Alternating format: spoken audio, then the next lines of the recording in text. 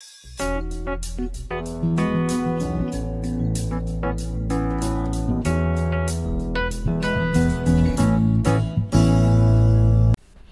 continuons dans nos ordonnances lévitiques.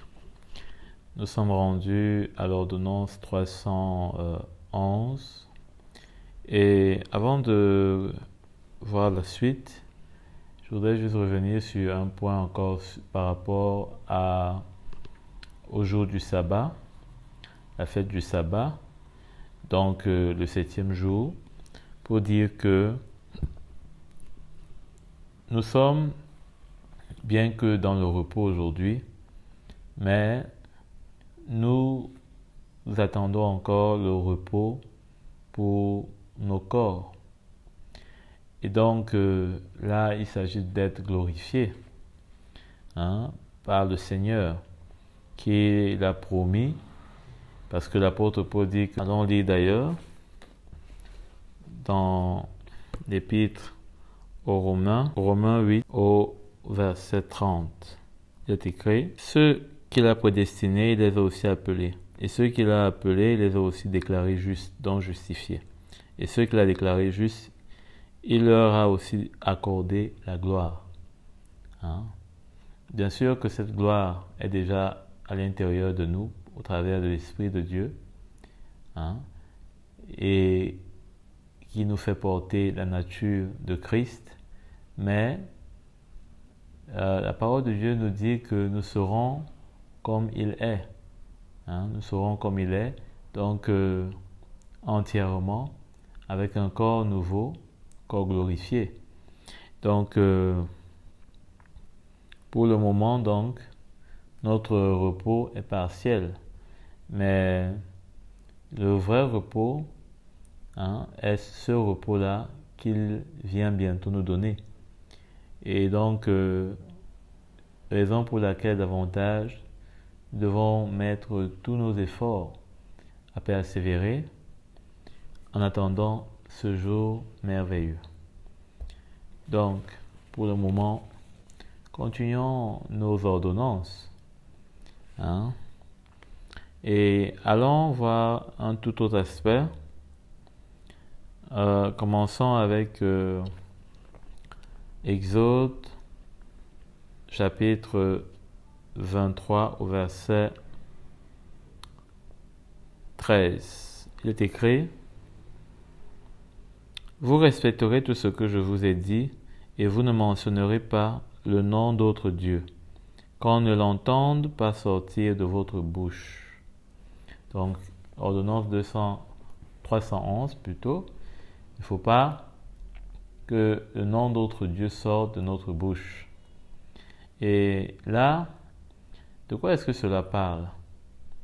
Allons voir, je crois, si vous avez la même lumière que moi. Allons d'abord dans Proverbes, au chapitre 4, que nous connaissons sûrement, au verset 23. Il est écrit, « Garde ton cœur plus que toute autre chose, car de lui viennent les sources de la vie. » Garde ton cœur plus que toute autre chose, car c'est de lui que viennent les sources de la vie. Alors, les sources de la vie, parce que de notre cœur, n'est-ce pas, vont sortir, en principe, si nous sommes, n'est-ce pas, dans un état pur, c'est les sources de la vie qui vont sortir. Puisque de notre bouche, ne peuvent pas sortir autre chose que la bénédiction. Et donc, puisque nous sommes dans la bénédiction en Christ, étant dans la nouvelle alliance, étant dans la foi, eh bien, notre cœur donc ne peut que, n'est-ce pas, transporter la vie. Sauf que si ce cœur n'est pas gardé, ce qui va plutôt couler, c'est les sources de la mort. C'est pourquoi ce n'est pas quelque chose qui est automatique, que de notre cœur va sortir la source de la vie, non. Hein? Il faut pour cela, hein, pour avoir ce résultat des sources de la vie, il faut garder son cœur. Mais celui qui ne garde pas son cœur n'aura pas ce résultat, il aura plutôt un autre. Il aura les sources de la mort. Hein? Et les faux dieux, c'est-à-dire que tout ce qui n'est pas de Dieu, hein, la chair, le monde, hein, la convoitise, hein, tout ce qu'il y a dans le monde, hein, tout ce qui est créé par le monde, l'orgueil de la vie, etc., eh bien, peuvent devenir des dieux, hein, qui vont prendre notre cœur, hein, notre propre chair, avec le non-pardon, avec, je ne sais pas moi quoi, les calomnies, hein, ne peuvent que donner les sources de la mort. C'est une semence qui est morte. Ce sont des semences qui sont mortes. Alors, allons dans un autre proverbe, proverbe 13, verset 3. Celui qui veille sur sa bouche garde son âme. Hein? Celui qui veille, hein? Vous voyez toujours l'accent est mis sur garde, veille. Donc ce n'est pas un automatisme. Ce n'est pas parce qu'on est enfant de Dieu que tout ce qui sort de nous est spirituel. Ça, il faut bien le comprendre. Il faut garder, il faut veiller. Hein? Et alors encore dans notre psaume, on va toujours voir le même esprit, un direct qui se balade. Psaume 141 au verset 3 plutôt. L'Éternel met une garde à ma bouche. L'Éternel met une garde à ma bouche, veille sur la porte de mes lèvres. On voit toujours, n'est-ce pas, cet esprit-là, hein, où il y a comme une alerte, une attention particulière qui doit être, n'est-ce pas, mise sur, hein, la garde, la veille. Comme quoi, si ce n'est pas le cas, nos lèvres ne vont pas tarder de prendre le contrôle et de faire comme elles veulent. Et en le faisant, il y a un danger. Il y a un danger parce que dans ce psaume, il est dit quelque chose de particulier. Hein? Mets une garde à ma bouche. Veille sur les portes de mes lèvres. Et dans l'autre psaume qu'on a vu, le psaume 13, verset 3, il est dit, celui qui veille sur sa bouche garde son âme. Hein? Garde son âme. Et c'est normal, puisque c'est ce qu'on a vu avec Jacques. Hein? Avec Proverbe, plutôt, au chapitre 4, verset 23. Il dit, garde ton cœur plus que toute autre chose, car de lui proviennent les sources de la vie. Donc celui qui garde, hein, qui veille sur sa bouche, garde son âme. Il garde son âme pourquoi? Est-ce que c'est différent quand on voit dans Proverbe 4 où il est dit les sources, hein, de la vie, hein, viennent du cœur? Est-ce que c'est différent? Non. C'est pas différent. Il faut savoir que lorsque nous sommes en train de garder nos lèvres, nous empêchons que la souillure puisse, hein, aller s'infiltrer jusqu'à dans notre âme. C'est-à-dire nous donner toutes sortes de volontés, de désirs qui vont finir, n'est-ce pas, par nous troubler. Hein? Parce que ce qu'on dit peut nous souiller. Ce qu'on voit peut nous souiller. Ce qu'on touche ou que l'on peut écouter ou ressentir peut nous souiller. Hein? Nos sens peuvent être de formidables instruments qui peuvent facilement attraper des bactéries. Et donc, on doit les préserver. C'est un peu comme si on était dans le milieu scientifique et on disait qu'il faut stériliser nos sens pour empêcher que leur utilisation ne soit déjà infestée de toutes sortes de corps étrangers qui pourraient fausser quelque chose dans le résultat que nous voulons. Alors si nous voulons le résultat d'un cœur qui donne des sources de la vie, nous devons faire en sorte que nos lèvres soient stérilisées, soient dans un milieu qui est protégé, à chaque fois que nous puissions, comme le coiffeur, stériliser son matériel à chaque coiffure qu'il veut produire. Parce que sinon, on peut vite faire d'être souillé. Et quand notre âme sera souillée, notre cœur, qui est, n'est-ce pas, au centre de notre communion avec le Seigneur, le serait également. Et c'est ainsi que, au lieu d'avoir seulement son nom à lui et de le reconnaître lui seul comme le vrai Dieu, nous aurons finalement d'autres dieux à la place, puisque ce cœur-là aura fini d'être souillé. Nous aurons d'autres dieux.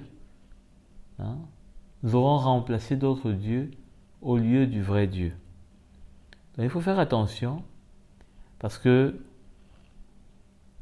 ces dieux-ci, dont on voit dans l'Exode, prennent très facilement la place. Si on ne garde pas nos lèvres. C'est pourquoi il est bien précisé qu'on ne l'entende pas sortir de votre bouche. On dirait qu'il était quelque part et que finalement il est sorti de notre bouche. Il était où? Il était dans notre cœur. Il a fini d'être dans notre cœur et il est sorti par notre bouche.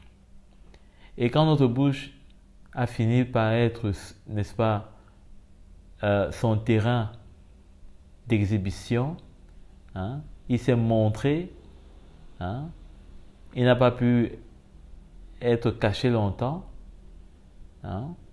puisque c'est un faux Dieu, mais en tant que Dieu, tout Dieu a besoin d'une expression de la part de celui qu'il adore.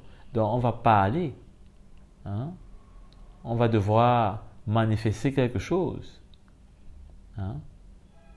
Et c'est ainsi que, en parlant, on va souiller notre âme. On va corrompre tout ce qui est en nous. C'est ainsi que c'est facile, par exemple, de voir un jeune qui, après avoir écouté une musique, quelque chose est entré dans son cœur. Peut-être c'est du zouk. Après, finalement, c'est une parole qui sort de sa bouche. Après, finalement, il y a des désirs qui s'installent. On commence à rêver des choses parce que ce qu'on a écouté a fait une œuvre en nous, a fini de faire une œuvre en nous. Il faut faire attention à cela, à ces faux dieux, qui sont de plus en plus nombreux. Et donc, ordonnance 312, il est dit: ne pas laisser vivre la magicienne. Exode 22, verset 17. Tends l'oreille, écoute les paroles des sages, applique ton cœur à ma connaissance. En effet, il est bon que tu gardes au fond de toi et que tu les gardes au fond de toi et qu'elles soient toutes présentes sur tes lèvres. Voyez toujours avec cette histoire de lèvres. Hein? Donc, qu'est-ce qui doit être sur nos lèvres? Hein? Eh bien, c'est la connaissance de ses paroles. Hein? Connaissance de ses paroles. Écoutez bien ce qu'il dit. Tends l'oreille.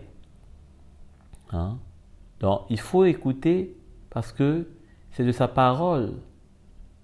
C'est par sa parole que nous serons sanctifiés. Hein? Écoute les paroles des sages. Hein? Bien sûr, des sages ici, c'est aussi ceux qui sont au-devant de nous et qui transportent sa parole, à laquelle on doit tendre l'oreille. Applique ton cœur à ma connaissance. En effet, il est bon que tu les gardes au fond de toi et qu'elles soient toutes présentes sur tes lèvres. Hein? Pourquoi? Parce que déjà, c'est avec ces paroles que Jésus a pu faire face à l'ennemi. Hein? Il n'a pas laissé que l'ennemi empoisonne son cœur avec ses paroles à lui, qui étaient déformées, qui étaient sorties de leur contexte, qui ne cherchaient pas à reconnaître Christ comme étant soumis au Père. Hein? Donc, verset 19, « Pour que ta confiance soit placée en l'Éternel, je veux t'instruire aujourd'hui, oui, toi.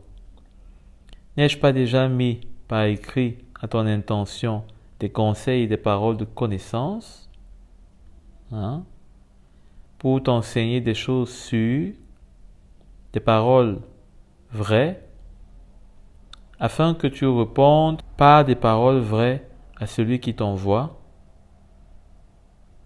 Hein? Donc, voilà comment est-ce que le Seigneur dit. Il parle et il montre. Donc là c'était plutôt Proverbe, chapitre 22, partir du verset 17. Hein? Donc le Seigneur, quand on lit la suite, notamment de ce texte, on voit des conseils que le Seigneur donne. Hein? Des conseils qui sont très intéressants, bien sûr.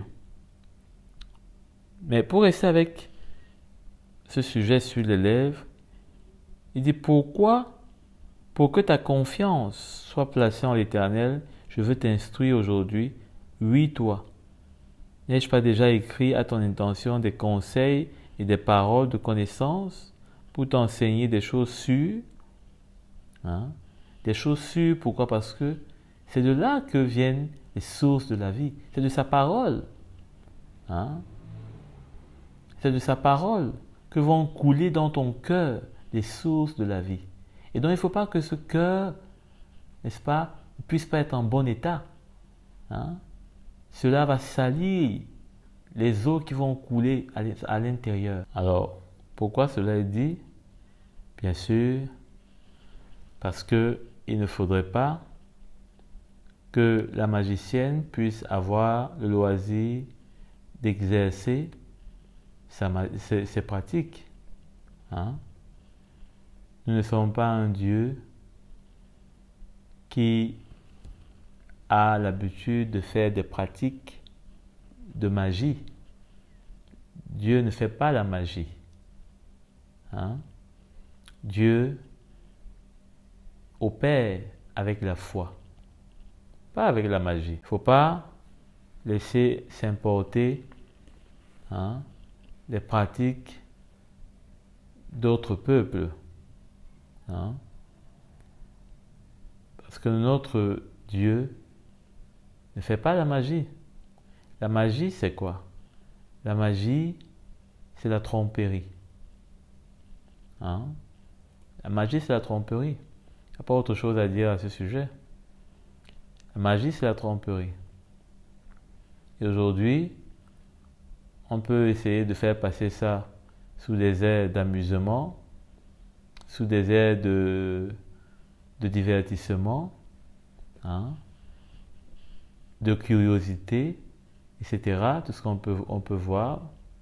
Mais ce qui est sûr, c'est que Dieu ne fera pas de magie avec nous. Hein? C'est un Dieu qui nous conduit avec ses voies. Hein?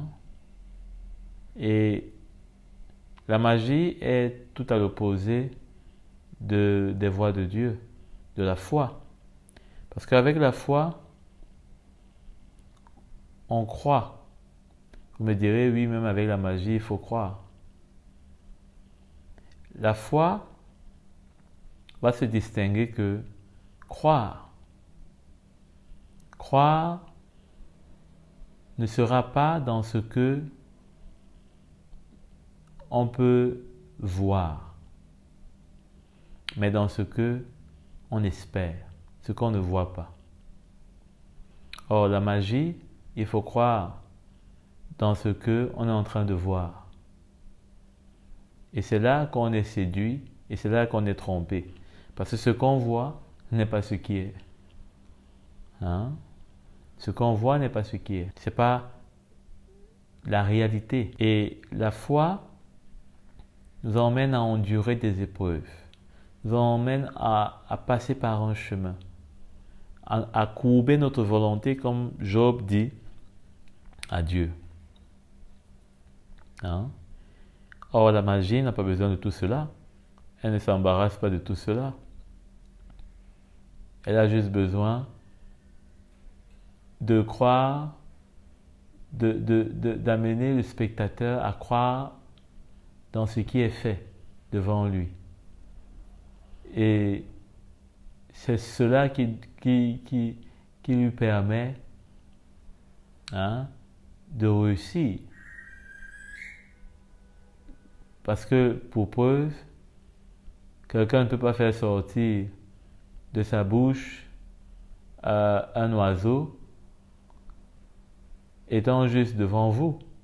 Il aura besoin de passer derrière un drap rouge. Il aura besoin de passer, c'est pas moi, derrière une petite boîte, une petite lumière, une petite musique, hein, distractive, afin de pouvoir réaliser son tour de passe-passe. D'ailleurs, du reste, je ne vous apprends rien. La magie, ça n'existe même pas. Hein? Les pratiques magiques, oui, ça existe. Et là, c'est encore plus dangereux parce que là, ceux qui les pratiquent font appel, hein, aux esprits qui sont obscurs. Et il y a toujours un prix à payer. C'est celle de sa propre âme. Et le résultat est toujours le résultat du mal. Donc, dans tous les sens, il faut faire attention. Il ne faut même pas aimer la magie, même dans le sens de la distraction. Parce que ce que ça cultive dans l'esprit de l'homme, c'est le fast-made. Hein?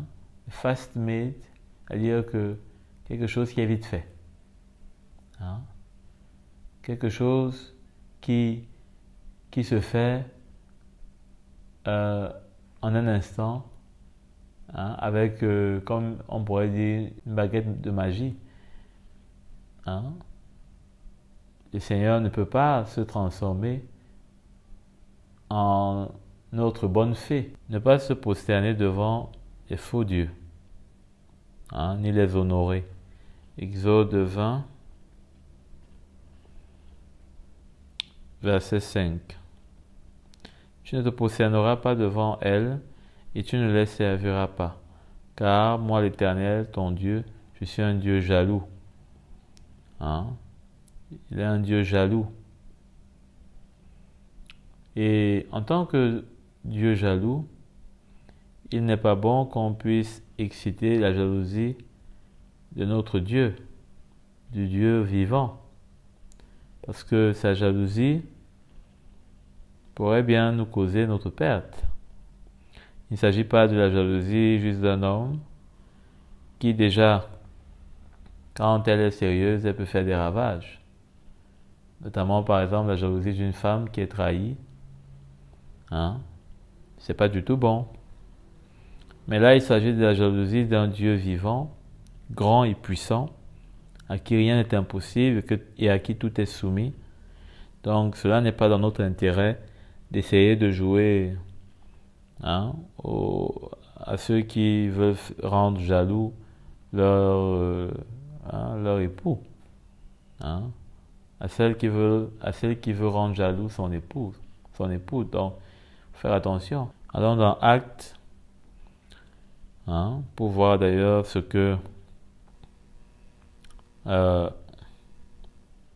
l'apôtre Paul a rencontré à Athènes. Il a dit au verset 29, « Ainsi, quelques-uns de vos poètes, ainsi donc, puisque nous sommes de la race de Dieu, nous ne devons pas croire que la divinité ressemble à de l'or, à de l'argent ou à de la pierre, sculptée par l'art et l'imagination de l'être humain. Sans tenir compte des temps et de l'ignorance, Dieu annonce maintenant à tous les êtres humains, partout où ils se trouvent, qu'ils doivent changer d'attitude. Parce qu'il a fixé un jour où il jugera le monde avec justice par l'homme qu'il a désigné. Il en a donné à tous une preuve certaine en le ressuscitant. Donc ici, l'apôtre Paul s'était dressé devant ce peuple athénien, et il leur a expliqué comment ils étaient en train de se tromper de véritables dieux. Ordonnance 314, ne pas se faire de faux dieux en métal fondu. Nous pouvons voir d'ailleurs ça dans Exode, chapitre 32, verset 1. Le peuple voyait que Moïse tardait à descendre de la montagne. Alors il se rassembla autour d'Aaron et lui dit, « Allons, fais-nous des dieux qui marchent devant nous, car ce Moïse, l'homme qui nous a fait sortir d'Égypte, nous ignorons ce qu'il est devenu. » Aaron leur dit, retirez les anneaux d'or qui pendent aux oreilles de vos femmes, de vos fils et de vos filles, et apportez-les à moi. On ne doit pas avoir nos petits dieux, que nous faisons en nos matériaux précieux, et finalement que nous allons adorer. Il est vrai que tout ce qui est fait par l'homme tentant de former, de créer ce qui ressemble à Dieu n'est pas de nature à plaire au Seigneur. Parce que le Seigneur voudrait qu'on l'adore en esprit. Pas qu'on l'adore avec la vue au devant de nous d'une figure qui peut lui ressembler. Non. Il voudrait qu'on l'adore en esprit. Donc, tout ce qu'on peut vouloir faire par notre propre imagination, on imagine, c'est pas moi, Dieu avec de l'or partout. Non. L'apôtre Paul est clair. Même Christ, que certains apôtres ont connu, il dit, on ne le connaît plus ainsi selon l'homme. Parce qu'il est maintenant glorifié. On ne peut pas rester avec lui selon l'image qu'on a eue de lui sur la terre. Non. Ce serait avoir, n'est-ce pas, une vue de ce qui est ancien, de ce qui est passé, hein, de ce qui était pour un temps. C'est comme si aujourd'hui, on essaye de vivre avec la loi lévitique. Non, cela est passé, cela était pour un temps. Hein. Donc on ne peut pas rester avec l'image des choses qui ne sont pas exactes. Et ce n'est pas grave si on n'a pas l'image de ces choses. Dans notre cœur, on a la foi et on adore en esprit. On communie en esprit. Cela est bien suffisant. On n'a pas besoin de bougies, on n'a pas besoin d'une lumière quelconque, pas du tout. On a juste besoin de la foi qui reconnaît et qui adore en esprit. Ordonnance 305, ne pas regarder les nuages ni, n'est-ce pas, les astres pour en tirer un pronostic. Lévitique 19 au verset 26. Vous ne mangerez rien avec du sang, vous n'observerez ni les serpents ni les nuages pour en tirer des pronostics. Il est question de ne pas faire des pronostics à partir des nuages. C'est-à-dire que ceux qui, notamment les astrologues, et qui de temps à autre veulent nous donner des... Vous voyez ces faux dieux-là dont on parlait tantôt, hein? Ils nous donnent notre horoscope, hein, soi-disant tel mois ce sera comme ça dans ta vie, etc. On voit toujours des choses qui paraissent être ce qu'on va vivre. Hein? Mais si quelqu'un vous dit que tel mois, vous serez un peu stressé parce que tout ne sera pas forcément comme vous voulez, en quoi est-ce que cela est vraiment extraordinaire? Hein? Cela fait partie de la vie. Ou alors à partir des serpents. Vous savez que notamment dans les pays asiatiques, l'utilisation des animaux, hein, considération des animaux est très forte. Et dans certains pays, on charme des serpents, on utilise des animaux pour faire beaucoup de choses. Hein? Parfois, on va utiliser les dents d'un animal pour lire l'avenir. Parfois, on va utiliser beaucoup de choses. Et le Seigneur ne veut pas ça. Donc, on ne va pas se retrouver en train de faire des choses. Encore moins parce que aujourd'hui, tout le monde le fait, c'est un amusement. Vous allez voir parfois, on peut être soi-même en train de participer à quelque chose sans s'en rendre compte. Vous pouvez être dans une ville, vous êtes touriste et vous vous rapprochez de telles personnes peut-être qui peuvent se retrouver dans des marchés parce qu'ils cherchent là où il y a de l'affluence.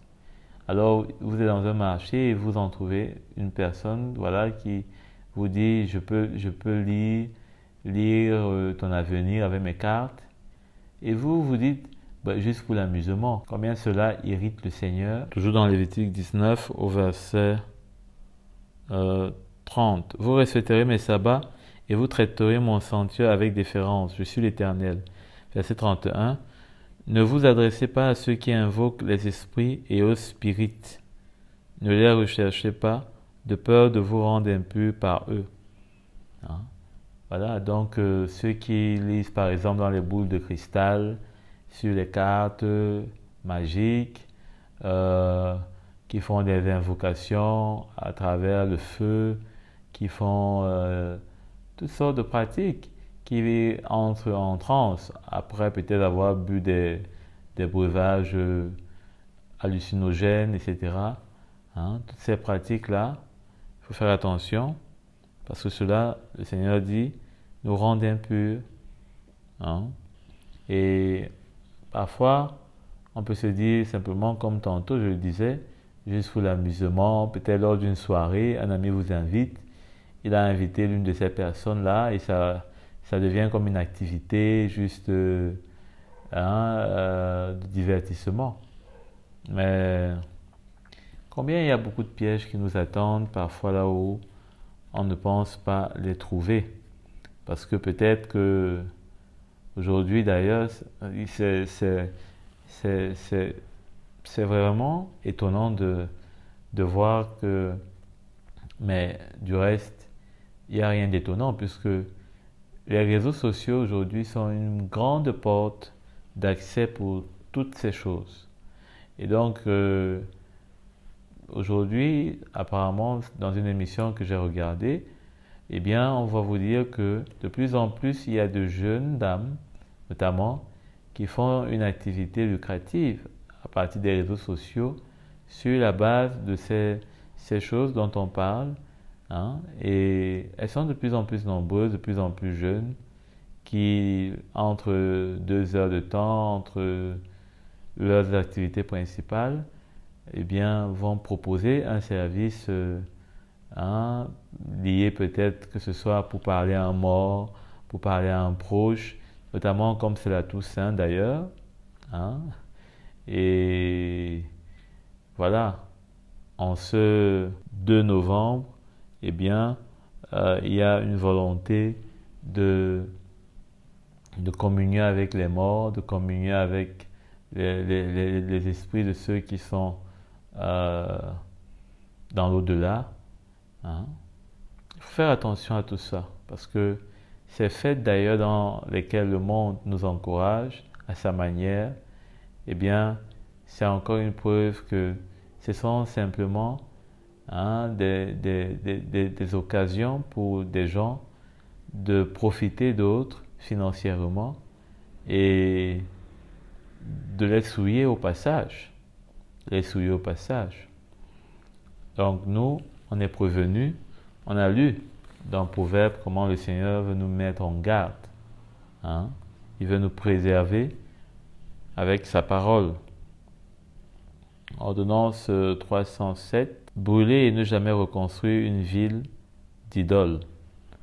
Deutéronome 13, verset 13. Si tu entends dire au sujet de l'une des villes que l'Éternel ton Dieu t'a données pour habitation, que des hommes mauvais sont sortis du milieu de toi et ont égaré les habitants de leur ville, en les invitant à aller servir d'autres dieux, des dieux que tu ne connais pas, tu feras des recherches, tu enquêteras, tu interrogeras avec soin. Est-ce vrai? Le fait est-il établi? Cet acte abominable a-t-il été commis au milieu de toi? Alors tu frapperas du tranchant de l'épée les habitants de cette ville, tu les voueras et à la destruction, tu les voueras à la destruction avec tout ce qui s'y trouvera, et tu en passeras le bétail au fil de l'épée. Hein? Tu entasseras tout le butin au milieu de la place, et tu brûleras entièrement la ville avec tout son butin devant l'Éternel ton Dieu. Elle sera pour toujours un tas de ruines, elle ne sera jamais reconstruite. Hein? Rien de ce qui sera voué à la destruction ne s'attachera à ta main. Hein? Donc, c'est ainsi que le Seigneur parle à son peuple. Rien de ce qui sera voué à la destruction ne s'attachera à nos mains. Hein? C'est pourquoi l'apôtre Paul dit qu'il n'y a pas de communion possible entre la lumière et les ténèbres. Hein? Il n'y a pas d'entente, il n'y a pas de contrat possible. Rien, c'est ce qui est précisé ici. On se rappelle d'ailleurs l'épisode avec Saül, hein, qui n'a pas pu exécuter la volonté que le prophète lui avait donnée. Et on connaît comment est-ce qu'il a fini. On se rappelle également de la femme de Noé, qui, voulant s'attacher, a été, n'est-ce pas, réduite, n'est-ce pas, en statue de sel. Donc, on ne peut pas s'amuser quand il y a de tels exemples. Hein? Saül, lui, sa royauté a été déchirée comme un bout de papier. Et donc, qu'en sera-t-il pour nous?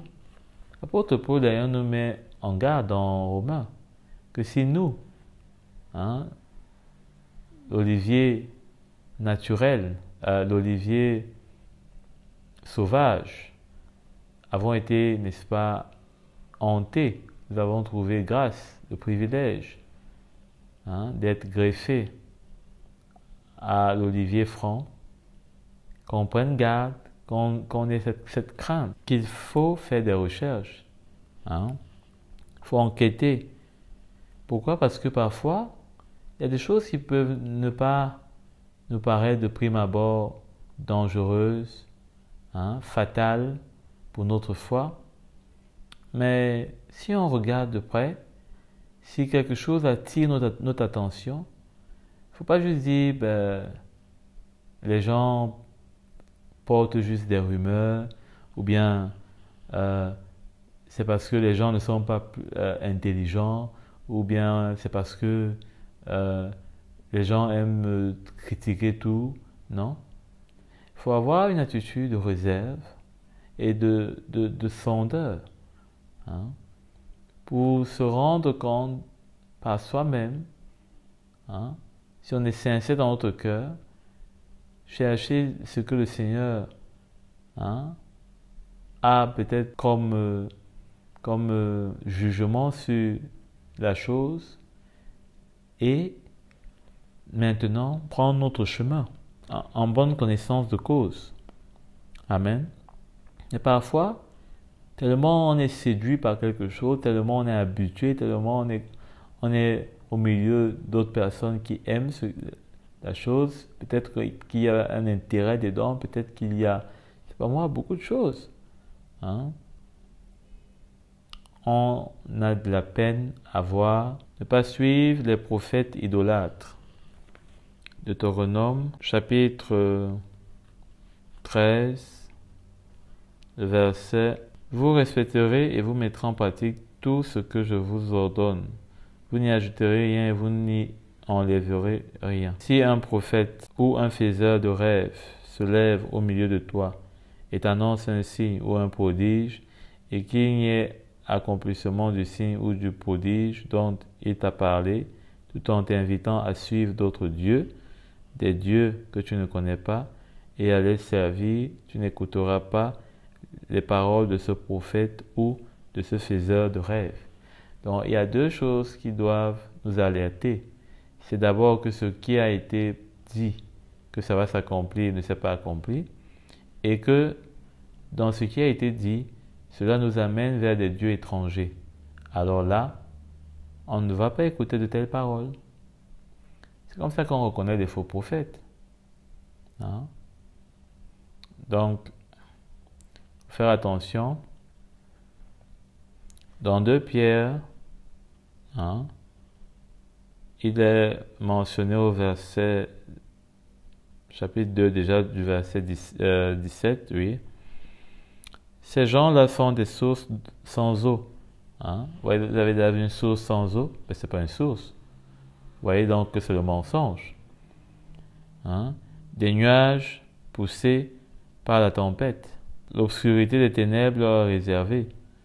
Avec des grands discours pleins de vide ou de vanité, ils prennent au piège des plaisirs de la chair et de leur débauche ceux qui ont en réalité échappé aux hommes vivants dans l'égarement.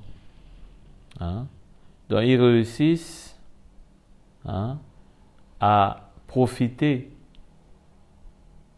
des plaisirs qui sont dans la chair, de tout un chacun, qui ne voudrait pas prospérer, qui ne voudrait pas avoir un miracle par rapport au problème qu'il a de santé, je ne sais pas moi de quoi. Et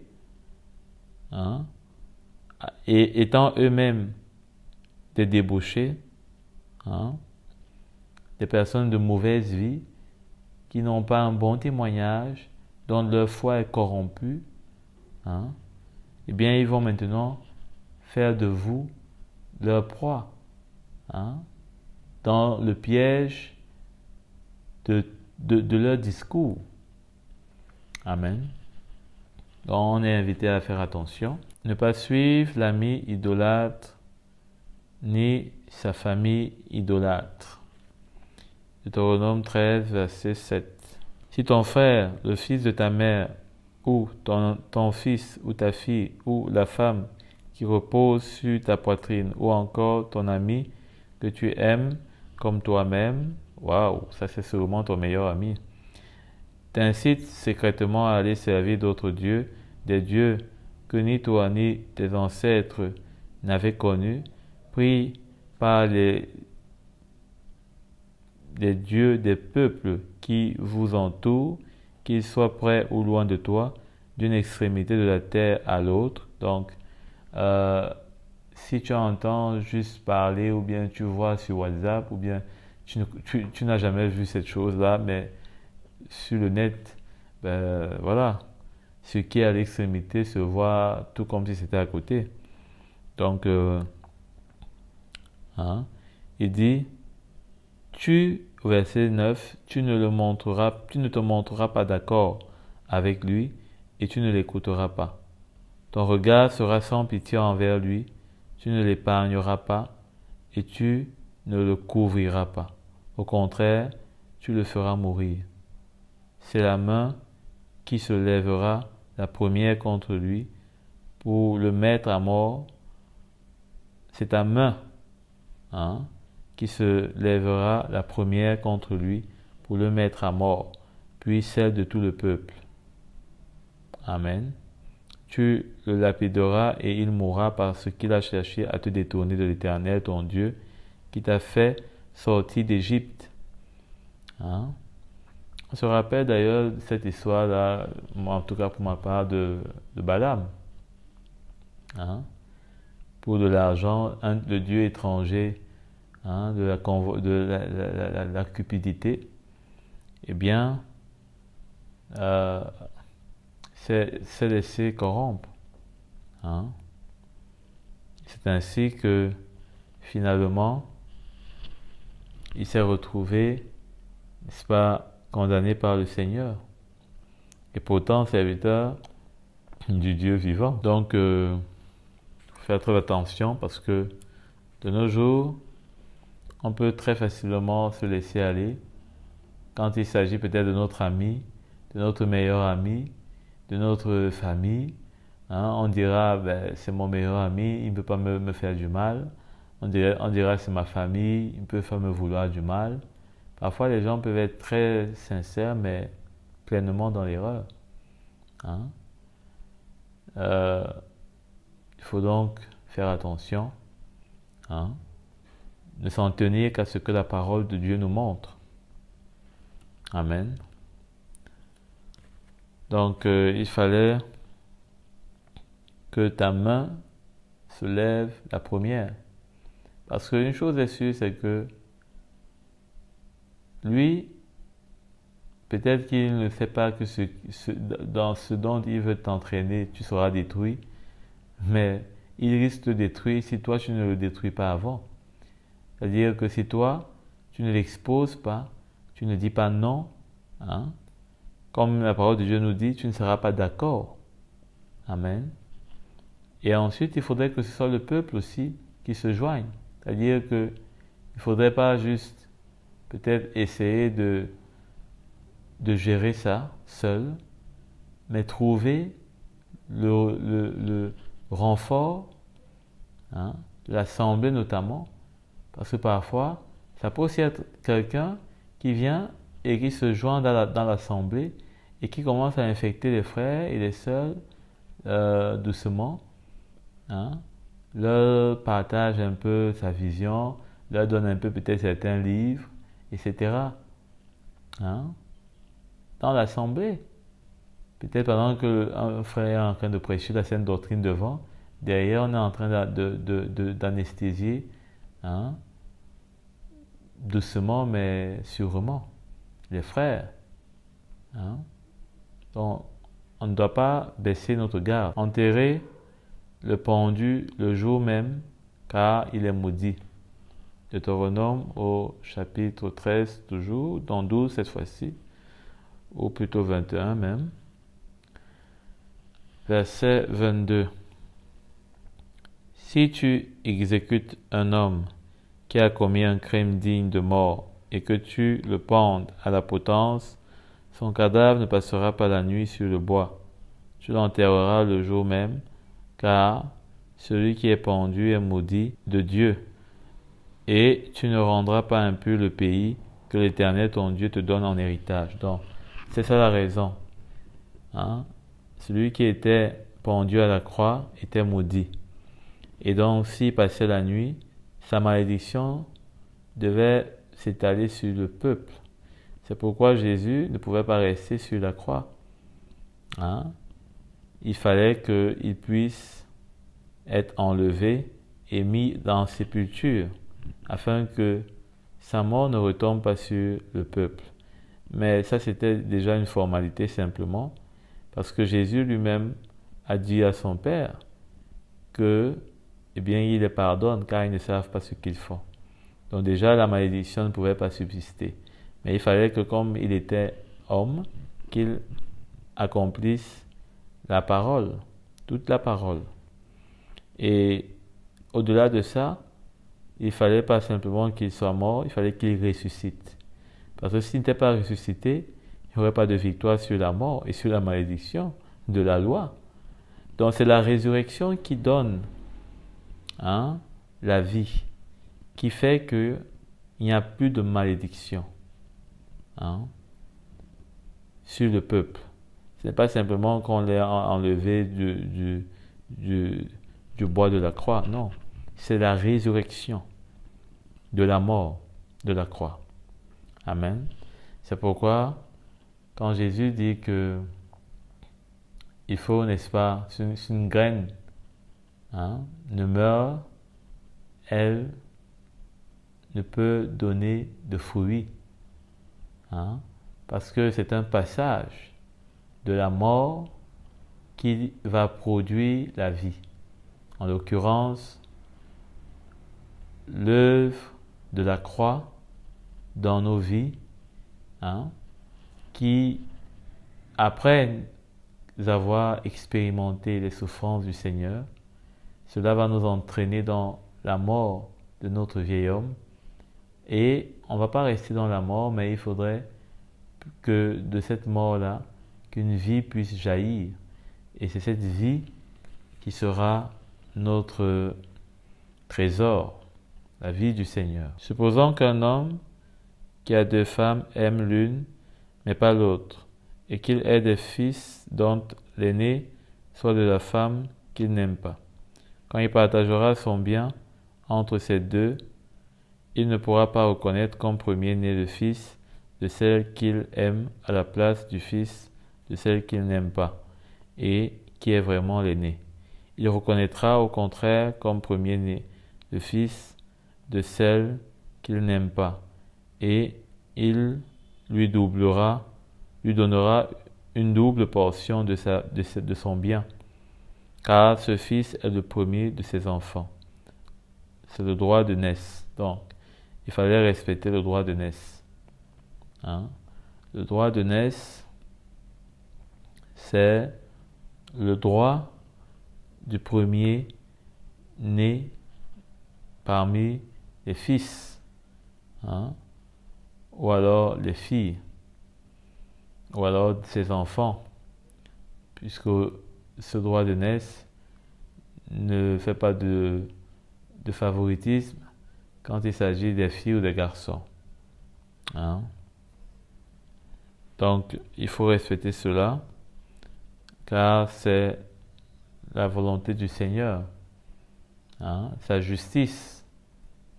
Et ce droit de naissance-là, c'est une richesse pour celui qui y a droit.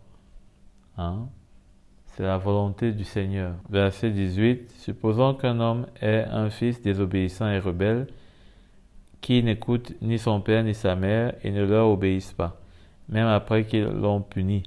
Le père et la mère le prendront et le conduiront vers les anciens de sa ville, à la porte de l'endroit qu'il habite. Ils diront aux anciens de sa ville, « Voici notre fils qui est désobéissant et rebelle, qui ne nous écoute pas et qui se livre à des excès et à l'ivrognerie. Tous les hommes de sa ville le lapideront, il sera puni de mort.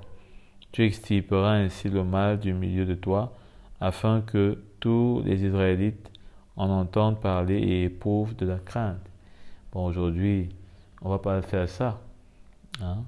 Ce qui est plutôt conseillé, c'est de corriger l'enfant. Hein. La parole de Dieu nous dit que la correction enlève, la verge enlève la folie de l'enfant. Donc, ce n'est pas forcément avec une chicotte, comme en Afrique notamment. Hein. Cela ne parle pas de la verge dans le terme physique forcément, mais ça parle de tout ce qui corrige. Hein. Tout ce qui corrige. Et je pense que premièrement, le cœur du parent, hein, qui fait ressentir son amour et son autorité dans la douceur, mais aussi dans la sévérité. Hein. C'est-à-dire qu'on ne blague pas, hein, on ne joue pas avec, on a envie que l'enfant soit bien éduqué, bien droit dans ses voies. Hein. On veut lui faire ressentir notre désir, notre souhait, la volonté du Seigneur que ce soit ainsi dans sa vie. Hein. Eh bien, participe à beaucoup de choses. Parce que parfois, on veut corriger, mais on veut corriger sans avoir le cœur.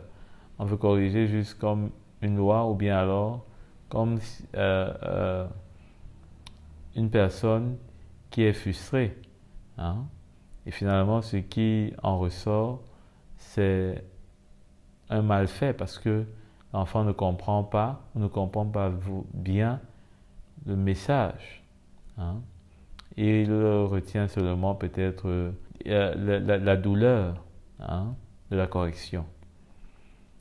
Il ne ressent pas le cœur. Chercher la justice pour un crime inconnu. C'est dans Deutéronome au chapitre 21. Si dans le pays dont l'Éternel ton Dieu te donne la possession, l'on trouve étendu au milieu d'un champ un homme mort sans que l'on sache qui l'a tué, tes anciens et tes juges iront mesurer les distances à partir du cadavre jusqu'aux villes des environs. Quand on aura déterminé quelle est la ville la plus proche du cadavre, les anciens de cette ville prendront une génisse qui n'ait jamais servi au travail ni été attelée avec un joug. Ils la feront descendre vers un torrent qui n'arrête jamais de couler et où il y ait ni culture ni semence, et là, ils lui briseront la nuque dans le torrent. Donc pour purifier, ça c'est le cas, n'est-ce pas, d'un crime qui est retrouvé. On ne connaît pas qui en est l'auteur. Hein? Mais on sait une chose, c'est que le Seigneur, n'est-ce pas, tient à ce qu'il n'y ait aucune injustice. Et cela parle notamment de comment il peut avoir des problèmes, hein, dont on ne connaît pas la cause, mais la parole de Dieu nous dit comment est-ce que nous devons faire mettre tout en œuvre autant que cela dépend de nous pour qu'il y ait la paix.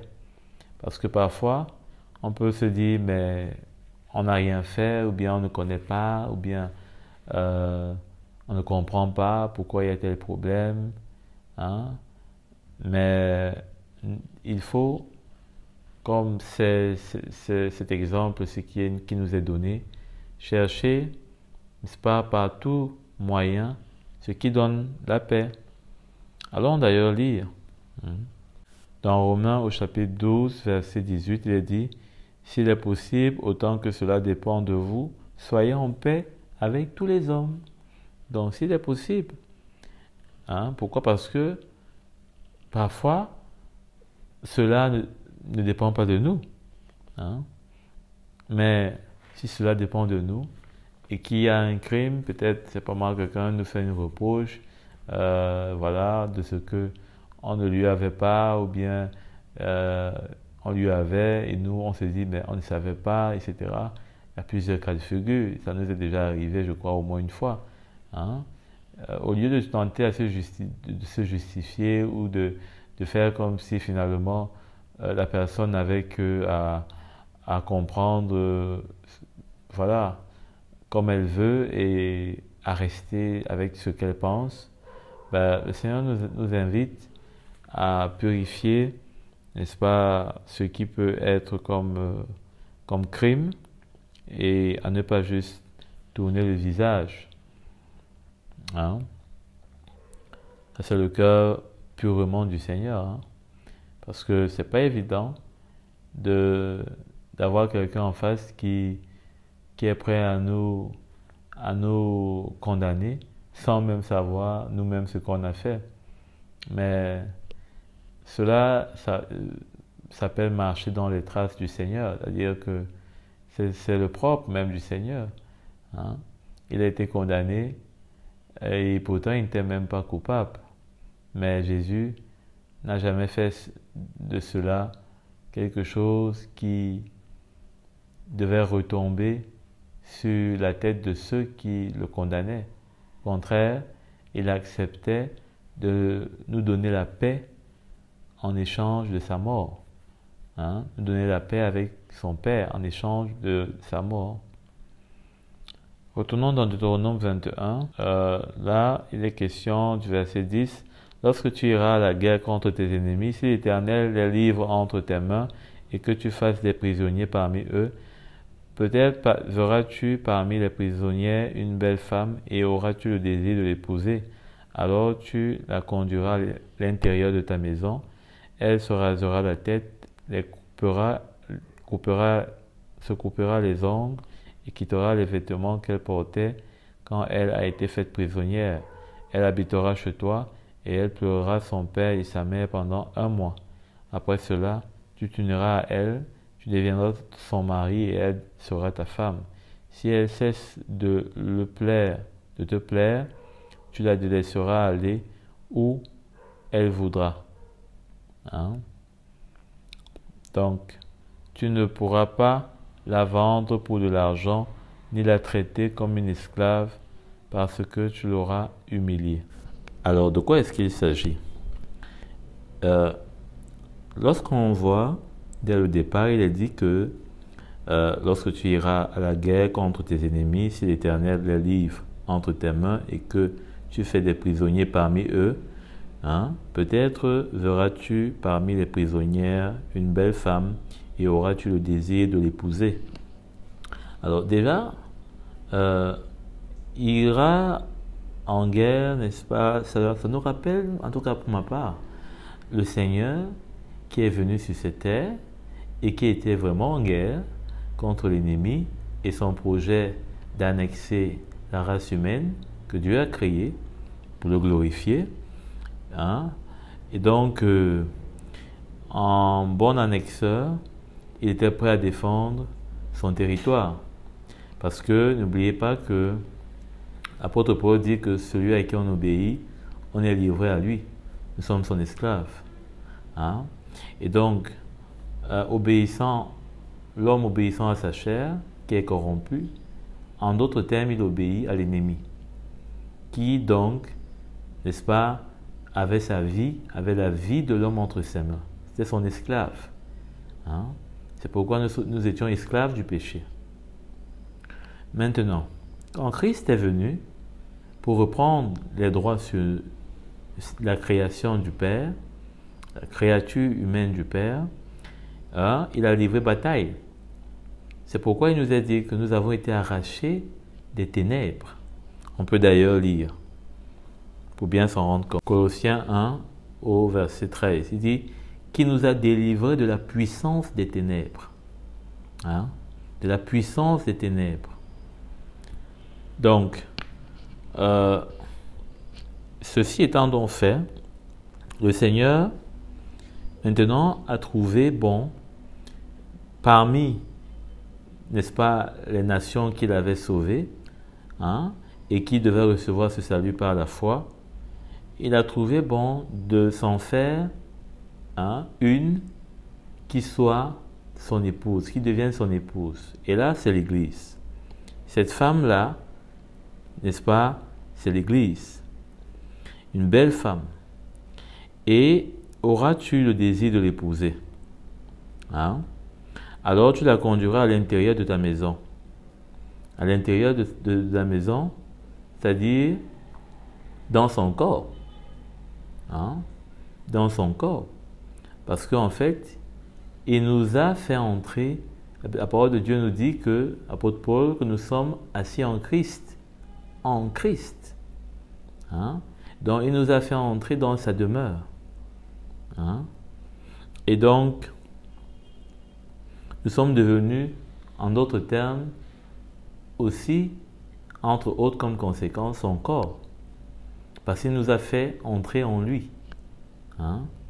À l'intérieur, il est bien dit. Elle se rasera la tête, se coupera les ongles et quittera les vêtements qu'elle portait quand elle était faite prisonnière.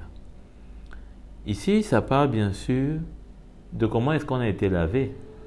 Hein? Tous nos vieux habits ont été enlevés et maintenant nous sommes amenés à porter des vêtements qui sont purs. Ça rappelle d'ailleurs la parabole du fils prodigue. Vous voyez comment c'est presque la même figure.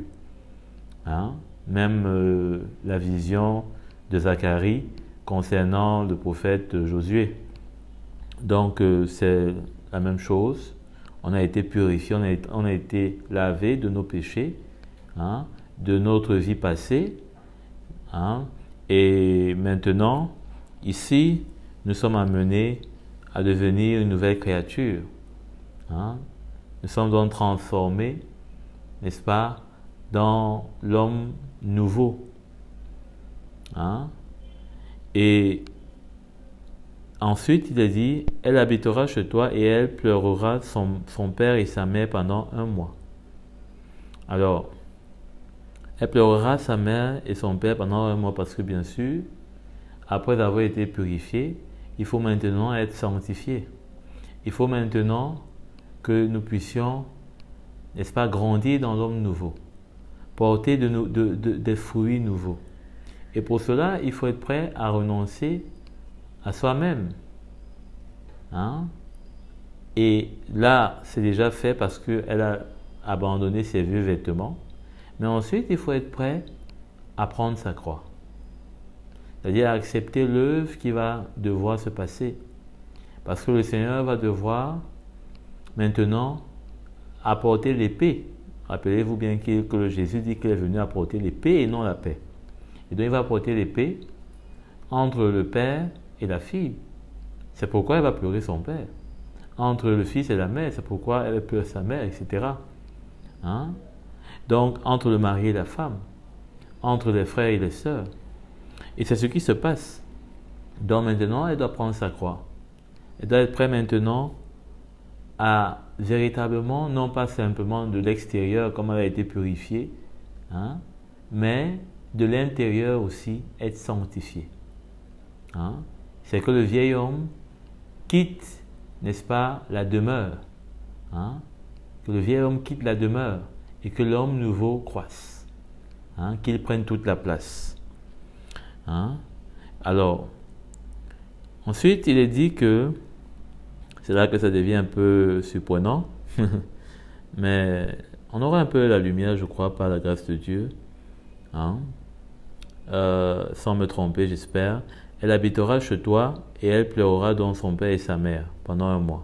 Après cela, tu l'uniras à elle. Tu t'uniras à elle et tu deviendras son mari et elle sera ta femme.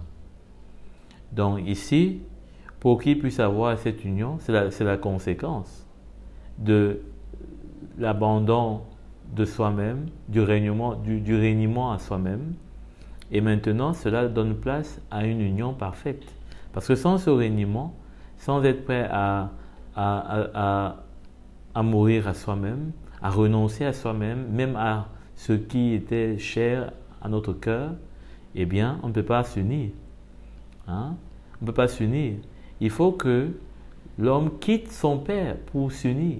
De même, il faut que on puisse être prêt pour s'unir à Christ, à tout renoncer. C'est ce que Jésus dit, même à sa propre vie. Hein? Donc c'est simple là. Verset 14. Si elle cesse de te plaire, tu la laisseras aller où elle voudra.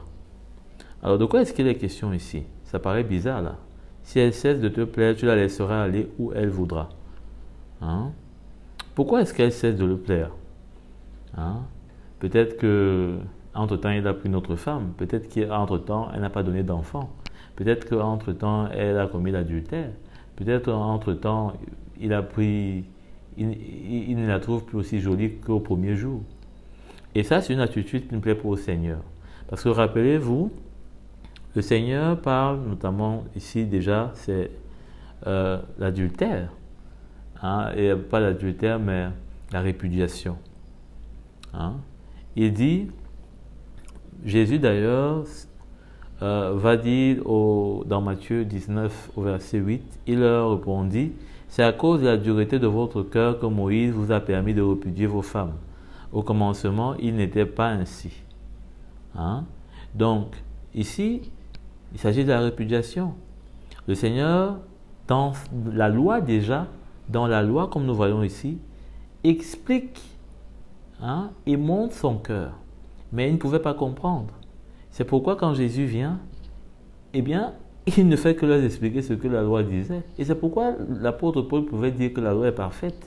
Parce que la loi portait véritablement la justice que Dieu voulait manifester, voire manifester au milieu des hommes. Mais les hommes en question dont il s'agit ici n'avaient pas son esprit. Et donc ils étaient abandonnés à leur propre force. Or, cette loi portait, n'est-ce pas, des désirs d'un Dieu qui est spirituel. Pas juste qui est dans les œuvres de la chair, qui est dans une obéissance à un texte. Pas juste qui est dans la superficialité, mais qui sonde les cœurs et les reins et qui arrive à percevoir la moindre lueur des ténèbres, entre guillemets, si c'est une lueur. Donc, ici, on est bien surpris. Comment est-ce qu'il va cesser de l'aimer?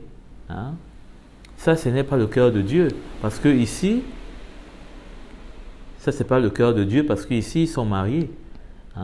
En aucun moment, ils ne sont divorcés.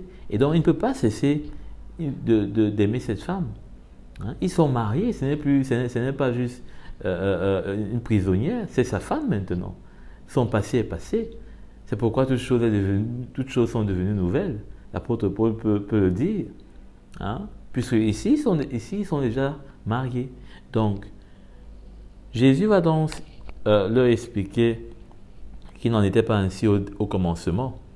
Et il est donc dit que tu la laisseras aller où elle voudra. Pourquoi? Continuons de lire.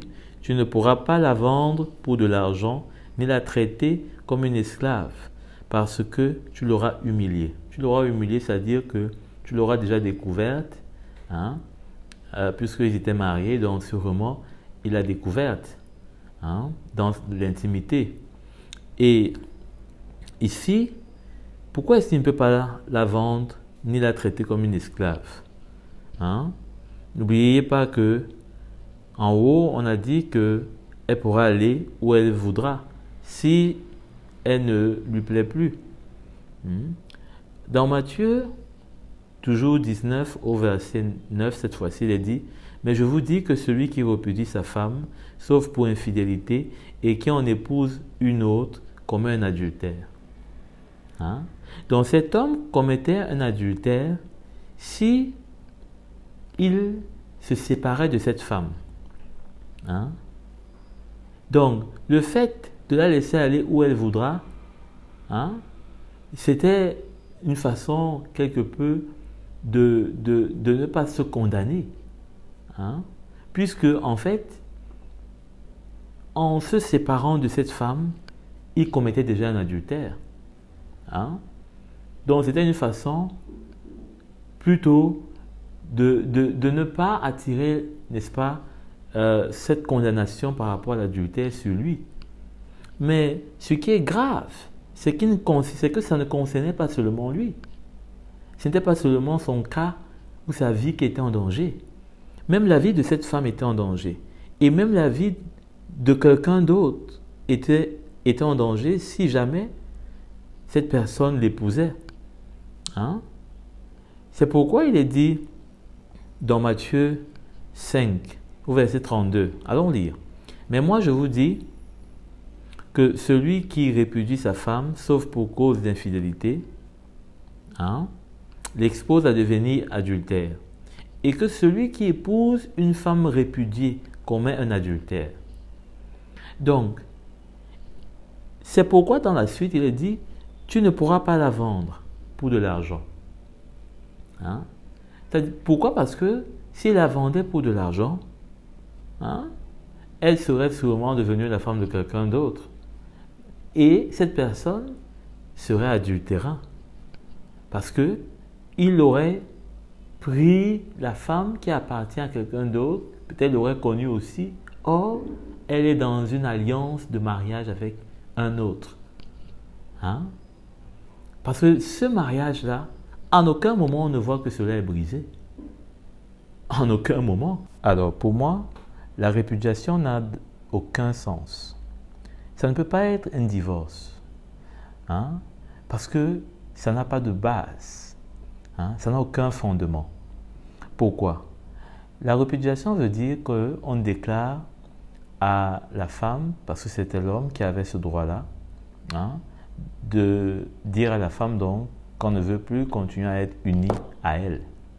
Mais sauf que on a oublié que pendant le mariage, ce n'est pas seulement l'homme qui consent à prendre pour épouse, mais c'est aussi la femme qui consent à prendre pour époux.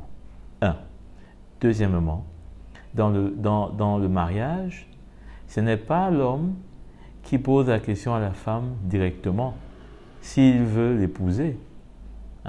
Bien sûr qu'il peut le faire dès le départ, c'est lui qui pose la question dès le départ pour commencer la cérémonie et aboutir au mariage. Mais dans le mariage proprement dit, celui qui unit l'homme et la femme, ce n'est pas l'homme qui lui-même qui vient s'unir avec la femme. Non. Ou ce n'est pas la femme elle-même qui vient s'unir avec l'homme.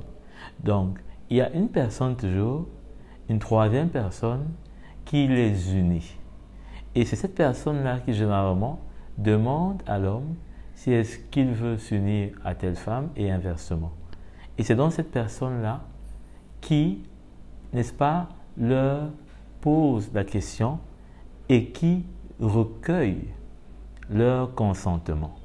Donc, en l'absence de cette personne, on ne peut pas dire qu'il y a répudiation, qu'il y a une répudiation conforme. On ne peut pas dire cela. Et ici d'ailleurs, on voit seulement que cette personne, a décidé, n'est-ce pas, de répudier sa femme sans que cette troisième personne qui a été là pour les unir ne soit présente.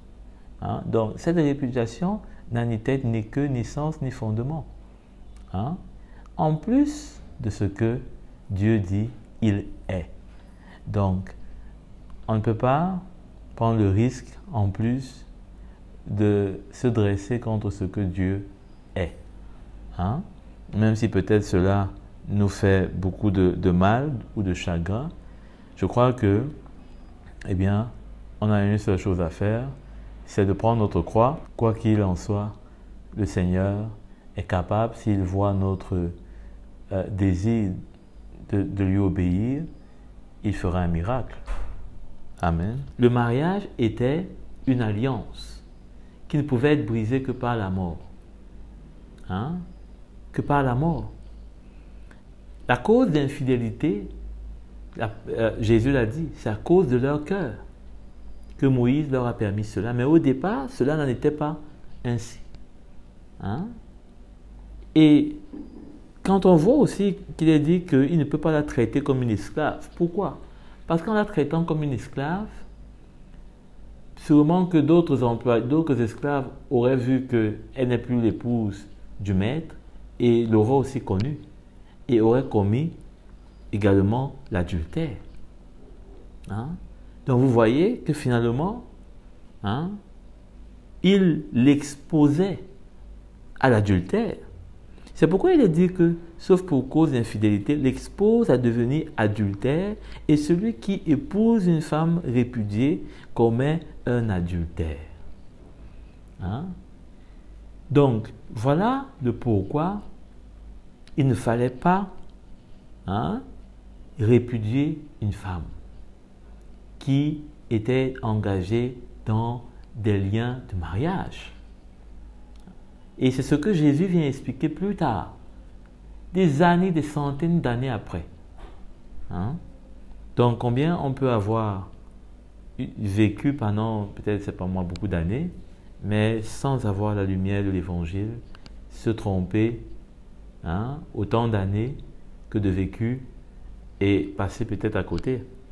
Mais le Seigneur, n'est-ce pas, nous fait la grâce de nous éclairer, et cela, pouvant, n'est-ce pas, lui dire simplement merci.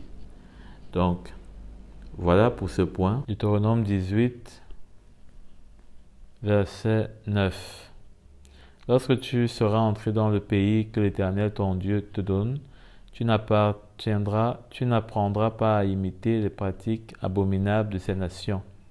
Qu'on ne trouve chez toi personne qui fasse passer son fils ou sa fille par le feu, personne qui exerce le métier de devin, d'astrologue, hein, d'augure, de sorcier, de magicien, personne qui consulte les esprits, les spirites, personne qui interroge les morts. Hein? En effet, celui qui fait cela fait horreur à l'Éternel. Donc c'est vrai qu'on a vu ces pratiques déjà. Au verset 14, il est dit en effet, les nations que tu vas chasser écoutent les astrologues et les devins. Mais à toi, l'Éternel, ton Dieu, ne le permet pas. L'Éternel, ton Dieu, fera surgir pour toi et au milieu de toi, parmi tes frères, un prophète comme toi. Là, il fallait plutôt écouter le prophète que l'Éternel lui aura choisi. Je mettrai mes paroles dans sa bouche et il leur dira tout ce que je lui ordonnerai. Mais si un prophète a l'arrogance de dire en mon nom une parole que je ne lui ai pas ordonnée de dire ou parle au nom d'autres dieux, il sera puni de mort. Si quelqu'un n'écoute pas mes paroles, celles qu'il dira en mon nom, c'est moi qui lui en demanderai compte. Alors quand je vois ce texte, je ne peux m'empêcher de faire un parallèle avec ce que l'apôtre Paul dit à Timothée. Allons dans 2 Timothée au chapitre 2, verset 11. Cette parole est certaine. Et si vous voyez bien dans ce texte, on dirait que il y a une clause, si je puis dire, certaine, une garantie qui est donnée à cette fille qui est vendue comme esclave. Hein? Parce qu'au-delà de tout ce qu'on peut lire, il y a comme pour elle une protection qui lui est, n'est-ce pas, adressée. Hein? La preuve en est que il est dit d'abord que elle ne sortira pas libre comme le font les esclaves de sexe masculin. Il y a une protection qui lui est particulière. Hein? Il y a des choses qui lui sont particulières. Si elle déplaît à son maître, alors qu'il avait pensé la prendre pour femme, celui-ci facilitera son rachat, mais il n'aura pas le droit de la vendre à des étrangers. Donc, il va d'abord faciliter son rachat. Hein? Il ne va pas essayer de compliquer comme pour lui rendre la vie difficile, ou bien pour la déranger, hein, pour se venger d'elle. Non. Hein? Et il ne va pas la vendre à des étrangers qui peuvent encore, n'est-ce pas, essayer de profiter d'elle, hein, la mettre sous un joug, n'est-ce pas, qu'elle ne connaît pas.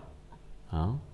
Donc, il est bien clair que ce ne sera pas, n'est-ce pas, une fille que l'on va traiter, n'est-ce pas, avec légèreté. Hein? S'il la destine à son fils, il agira envers elle conformément au droit en vigueur pour les filles. S'il prend une autre femme, donc il explique, s'il prend une autre femme, ce droit-là, hein, il ne supprimera rien à la nourriture, hein, aux vêtements et au droit conjugal de la première.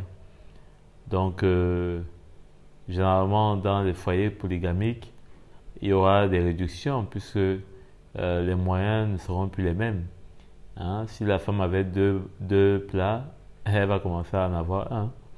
Donc, or ici, ce n'est pas le cas. Hein? Il ne faut pas que la première commence à être lésée.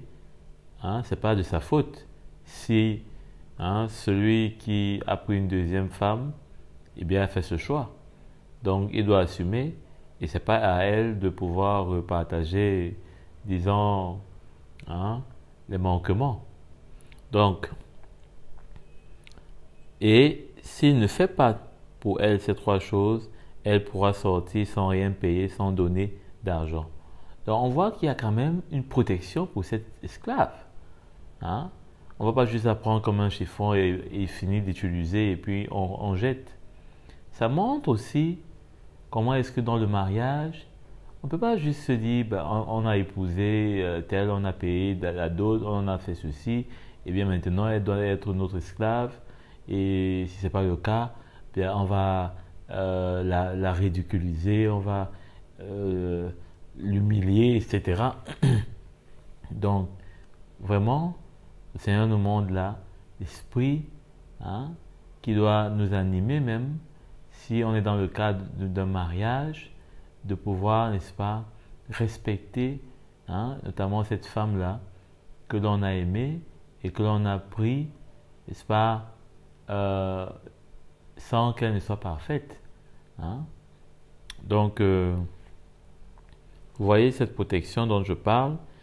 Et allons donc, retournons dans 2 Timothée, allons voir comment est-ce que, pour ma part, c'est cette même protection que je vois. Il dit au verset 11, 2 Timothée 2, verset 11, « Cette parole est certaine, si nous sommes morts avec lui, nous vivons aussi avec lui. » Si nous sommes morts avec lui, il nous rassure que nous vivons aussi avec lui. C'est sa fidélité, c'est comme ça. Ce sera automatique. Ce sera comme si c'était dans notre contrat de mariage. Après le décès du mari, mais l'épouse est usufruitière. Elle doit profiter en attendant que les enfants puissent hériter des biens. Et c'est bon aussi que cela dépend des législations, mais voilà. Donc, dans la plupart des législations, c'est d'ailleurs ça. Donc, c'est automatique. Il n'y a pas à discuter. Elle a été là pendant la vie, pendant les derniers jours de son mari. C'est bien normal qu'elle profite. Elle a construit avec son époux. C'est bien normal qu'elle profite aussi. Et d'ailleurs, elle profite quoi? C'est toujours un chagrin. Elle le fait même toujours par amour, de garder les biens de son mari avant que ses enfants ne grandissent et n'en usent. Et elle les utilise d'ailleurs pour ses enfants et pour son propre bien. Son mari l'aurait voulu.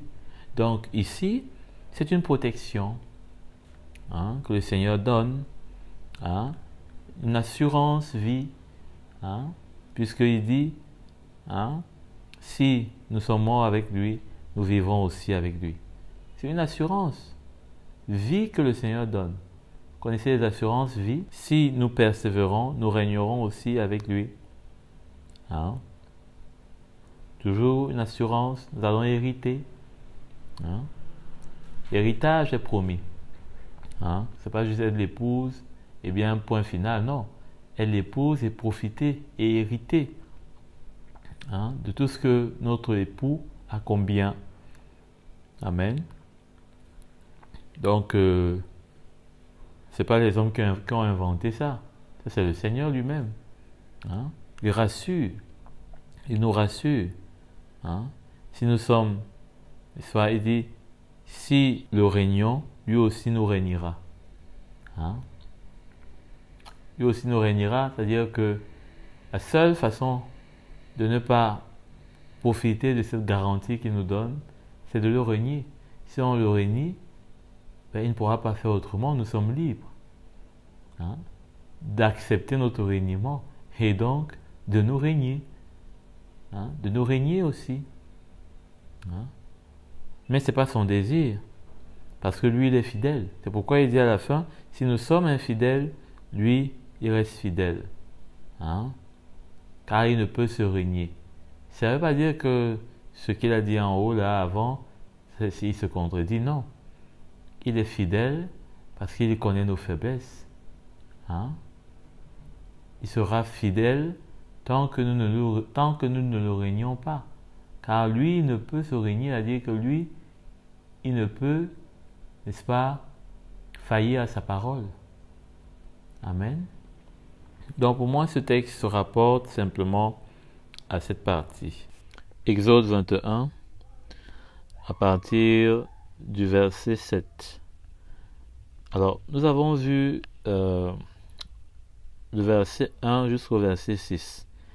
Et nous en avons parlé, je crois, dans la précédente session, de comment est-ce que cela s'adressait notamment à nous, hein, en tant que peuple, Église, hein, le corps de Christ. Alors,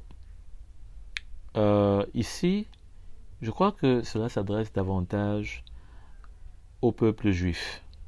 Hein, parce que c'est vrai, on peut peut-être retrouver des points qui vont également s'adresser peut-être à nous, mais ici, plus précisément, je crois qu'il est question du peuple juif et de leur restauration.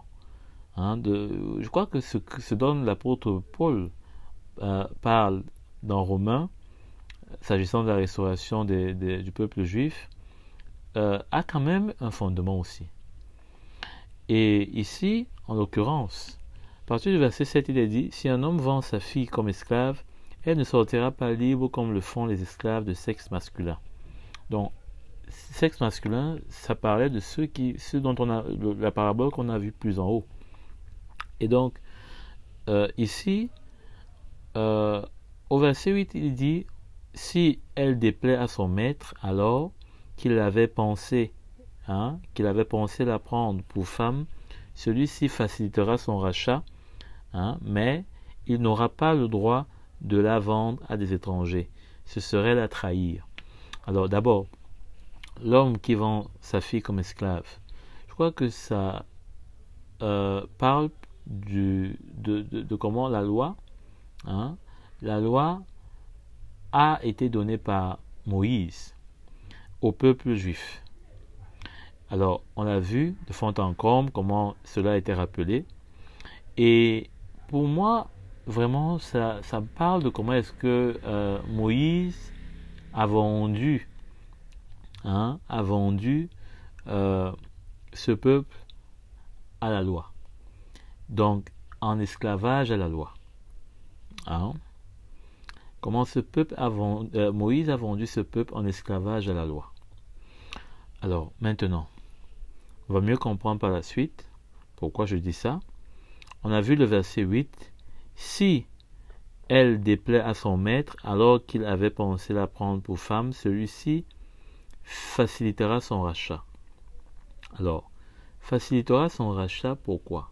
Parce que on voit que au fil de l'histoire du peuple juif avec l'Éternel, son Dieu, hein, il y a eu toujours, n'est-ce pas, des adultères, il y a toujours eu, n'est-ce pas, une infidélité de la part du peuple d'Israël. Alors, cela a donc déplu à l'Éternel. Hein? Cela a déplu à l'Éternel. Et on peut voir d'ailleurs un passage qui nous montre cela. Dans Jérémie au chapitre 2, à partir du verset 5. Ainsi parle l'Éternel. Quelle iniquité vos pères ont-ils trouvé en moi, pour s'éloigner de moi et pour aller après des choses de néant et n'être eux-mêmes que néant. Vous voyez? Donc, voilà un exemple, il y en a beaucoup. Et donc, cela nous montre comment est-ce que cet esclave-là a déplu à son maître. Pourtant, il est dit, celui-ci facilitera son rachat. Celui-ci doit faciliter son rachat, malgré qu'elle est, n'est-ce pas, l'esclave, qu'il est déplu à son maître. Alors, comment est-ce qu'il a facilité son rachat? Je crois que ce texte est un bel exemple. Galates 3 au chapitre 20, Galates 3, verset 28, pardon. Il est dit, vous êtes tous fils de Dieu par la foi en Jésus-Christ. En effet, vous tous qui avez été baptisés en Christ, vous êtes devenus revêtus de Christ. Il n'y a plus ni juif ni non-juif. Il n'y a plus ni esclave ni libre. Donc, cette déclaration-ci fait que, par la foi, il n'y a plus de complications qui nous donnent accès au salut. Qu'on soit juif, qu'on soit non-juif, qu'on soit esclave ou pas, on a droit au salut par la foi. Donc cela a été une facilitation pour le peuple juif. Cela a été une facilitation pour le peuple juif. Parce que sans cela, le peuple juif n'aurait pas accès au salut. Si ce salut était donné uniquement aux païens. Mais par la foi que Dieu peut donner à quiconque, ce peuple peut aussi recevoir le salut et donc être sauvé. C'est pourquoi il y a cette facilitation. La foi est le moyen facile de sauver les hommes. De croire simplement dans le sacrifice de Christ. Mais il n'aura pas le droit de la vendre à des étrangers. Pourquoi? Allons dans Nombre au chapitre 23 à partir du verset 19. Alors voilà comment Dieu parle Dieu parle à Balak au travers de la bouche de Balaam. Lève-toi, Balak, écoute, prête-moi l'oreille, fils de Zippor.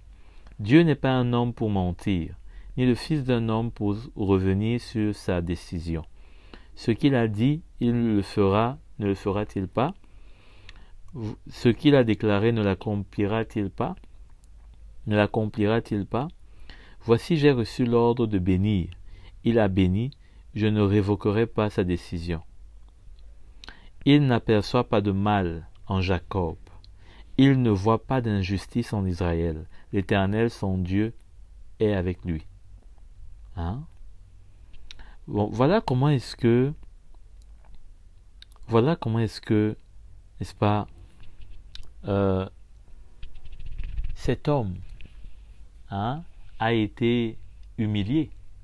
Parce que Dieu lui a dit, eh bien, je ne vais pas te livrer mon peuple. Parce que souvenez-vous que Balak voulait que Balaam maudisse Israël. Donc, voilà ce que Dieu décide.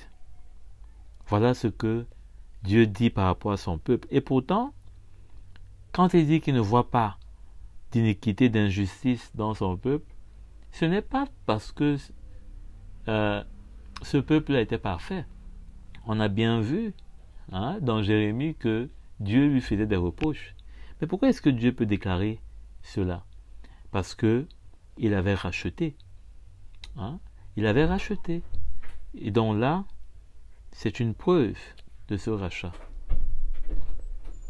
Et donc, parce qu'il a racheté, les étrangers ne peuvent pas mettre leurs mains sur cette nation, sur cet esclave. Bien que le Seigneur, n'est-ce pas, ait des reproches à faire à cette nation. Mais ce n'est pas parce que cette nation est reprochable que maintenant elle sera vendue à n'importe qui, que n'importe qui pourra, n'est-ce pas, la prendre en esclavage. Non. Parce que Dieu, lui, il reste fidèle. Et c'est pourquoi il dit qu'il ne peut pas la trahir. Parce que quelque part, il avait pris cette femme pour en faire son épouse. Et lui, il reste fidèle. On le verra par la suite. Comment est-ce que l'apôtre Paul va dire ces paroles à Timothée, et comment ça va résonner fort, et même pour nous aujourd'hui.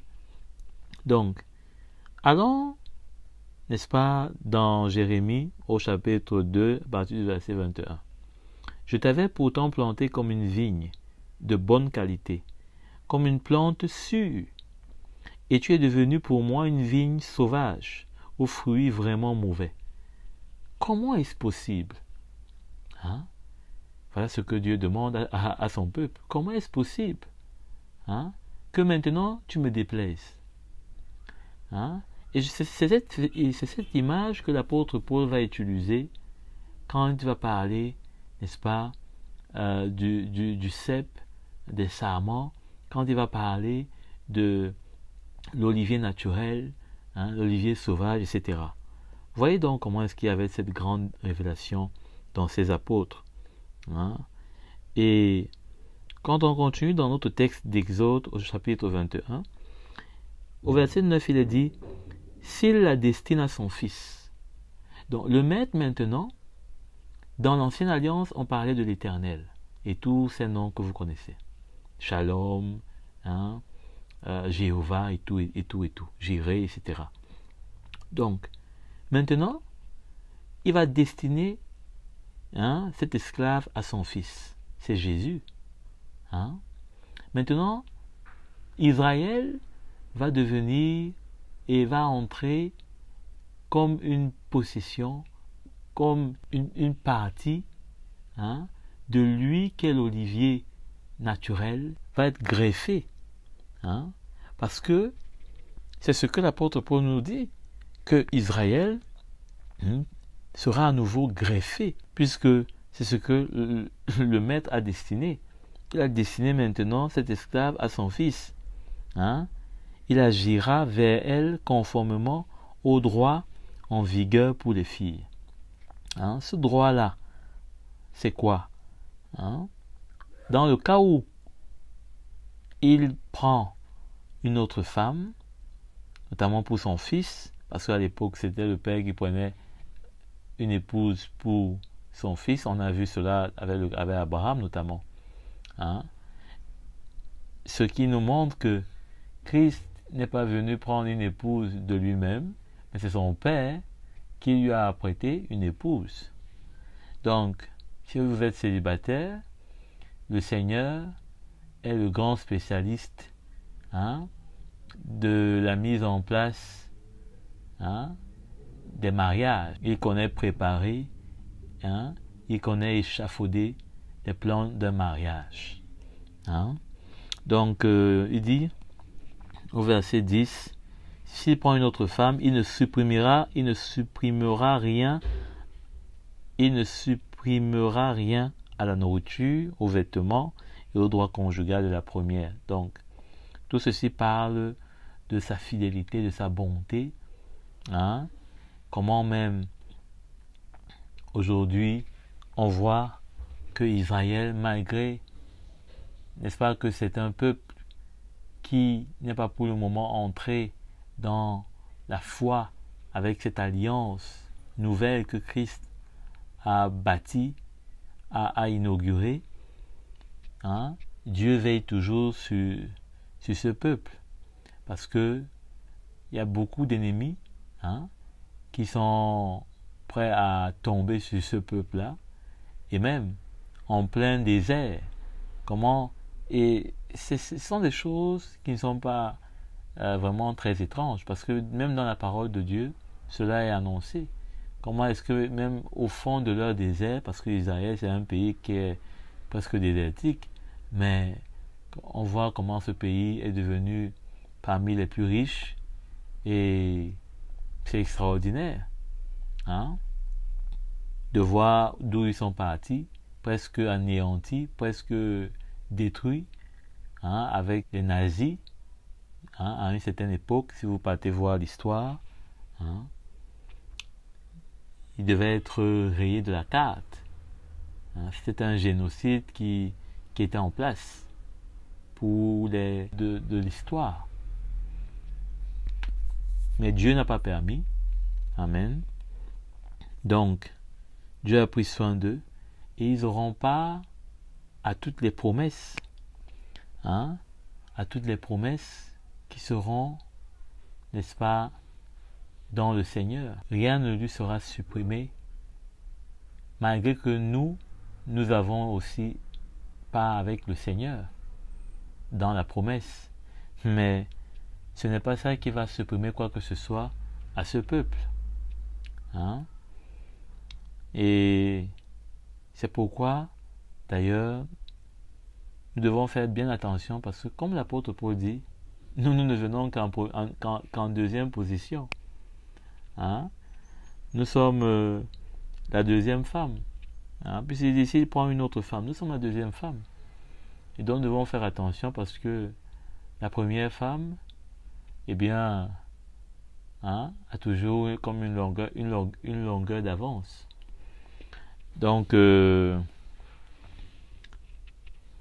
prenons notre foi au sérieux, travaillons, et ne serons pas légers, parce que si le Seigneur n'a pas hésité à traiter à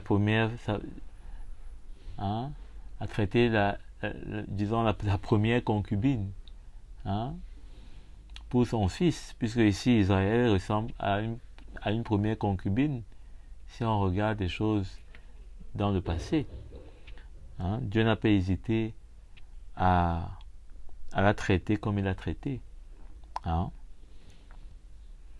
Au verset 11, il dit: et s'il ne fait pas pour elle ces trois choses, donc si il n'est pas fidèle envers elle, il ne respecte pas, ses droits, hein, ces droits que lui-même, puisque qui a donné ces droits-là, hein, cette loi qui consistait à ne pas supprimer la nourriture, le vêtement, le droit conjugal, hein, qui a donné ces droits-là? C'est Dieu lui-même, et c'est la fidélité de Dieu, et c'est la fidélité de Dieu, hein. Rappelez-vous que l'apôtre Paul dit que si nous avons le vêtement, hein, et à manger, cela nous suffit.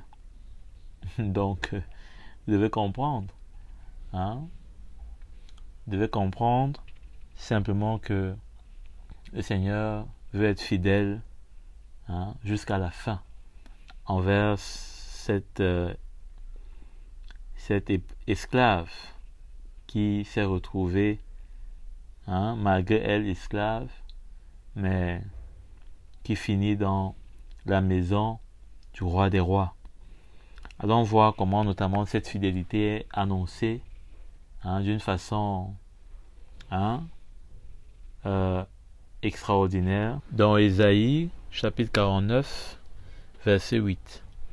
Au bon moment, le Seigneur dit: au bon moment je t'ai répondu. Quand le jour du salut est arrivé, je suis venu à ton secours, et moi qui t'ai formé, c'est moi qui t'ai formé. En toi, je réalise mon alliance avec le peuple. Je vais relever le pays d'Israël, je vais de nouveau distribuer les parts de cette terre maintenant détruite. Je dis aux prisonniers, verset 9, à ceux qui vivent dans le noir, sortez, venez à la lumière. Ils trouveront de la nourriture le long de la route et ils pourront manger sur toutes les collines. Ils n'auront plus faim, ils n'auront plus soif. Ils ne souffriront plus du vent brûlant du désert ni du soleil. En effet, avec tendresse, je les conduirai et je les mènerai au bord de sources fraîches. Je changerai tous les chemins de montagne en chemins faciles. Je referai les routes. Verset 13. Ciel applaudit, et toi, terre, réjouis-toi. Hein? Verset 14. Si on disait, le Seigneur m'a abandonné, mon maître m'a oublié. Mais le Seigneur répond, est-ce qu'une femme oublie le bébé qu'elle allaitait? Est-ce qu'elle cesse de montrer sa tendresse à l'enfant qu'elle a porté, même si elle l'oubliait? Moi, je ne t'oublierai jamais. Hein? Donc voilà ce que le Seigneur déclare. Hein? Pour finir d'ailleurs, verset 16, vous pouvez lire la suite. Vois, j'ai écrit ton nom sur la paume de mes mains. Amen. Je pense sans arrêt à tes murs de défense.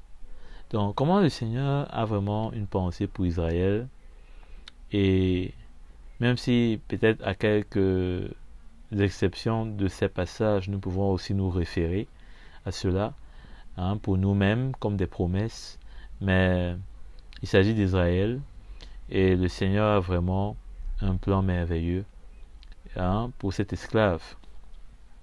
Il est fidèle, hein, c'est pourquoi le verset qui finit dans Exode 21, hein, le verset 11 de cette parabole, donc, dit, et s'il ne fait pas pour elle ces trois choses, elle pourra sortir sans rien payer, sans donner d'argent.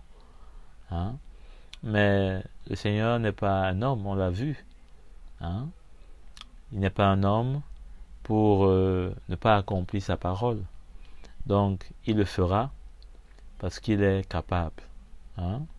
C'est un Dieu, c'est pas un homme. Et d'ailleurs, Israël n'a aucune chance. Hein? Si jamais le Seigneur n'était même pas fidèle. Hein? Puisque elle pourrait sortir. Et ici, cela est un défi. Hein?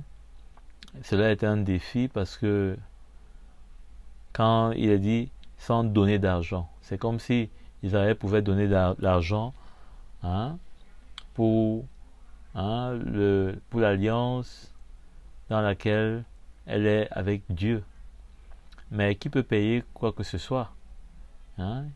Qui pourrait payer, hein, de tout ce que le Seigneur a fait pour lui? Personne. Mais pourquoi est-ce qu'il a dit cela? C'est comme un défi. C'est comme pour montrer que Dieu ne peut pas, hein, ne pas faire ce qu'il a dit dans sa parole. Parce que là, ce serait comme si, hein, il nous donnait d'être dignes par nous-mêmes, hein, de ses promesses, de ses alliances. Mais on n'est pas digne par nous-mêmes. Au contraire, nous sommes indignes. Hein? Qui pourrait payer, sortir de l'alliance de Dieu et être heureux? Personne. Hein? Au contraire, il n'y a que des loups qui nous attendent au dehors pour nous dévorer. Donc, nous sommes gagnants en restant avec le plan de Dieu. Et on le sait, combien il n'a que des plans de bonheur et non de malheur. C'est pourquoi la parole de Dieu le dit, sinon ça ne serait pas écrit. Et combien nous avons besoin de considérer la crainte du Seigneur.